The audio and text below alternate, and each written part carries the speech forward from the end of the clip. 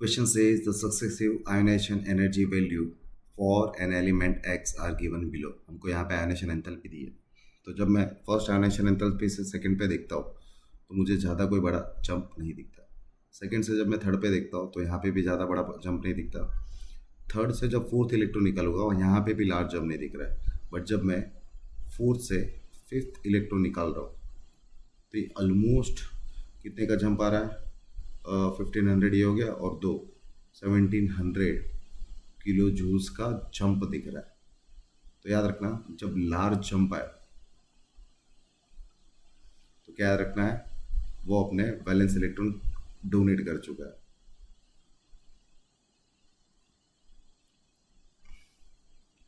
तो वो stable noble gas का कॉन्फ़िगरेशन अचीव करेगा।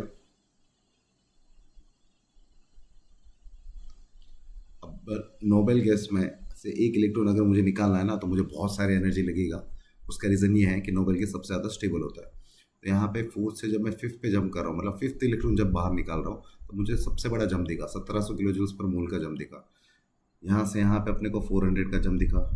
यहाँ से इधर कितना दिखा, 800, 900, 300 का जंप दिखा। यहाँ पे भी हमको कितने का दिखा, ऑलमोस्ट 400 का जंप दिखा। बट यहाँ पे 1700 का जंप दिखा। तो सबसे बड़ा जंप कहाँ दिख रहा है, 1700 में। इसलिए यहाँ पे लास्ट शेल में कितने इलेक्ट्रॉन होंगे, 4 electron. So A is our correct option. I hope this is clear.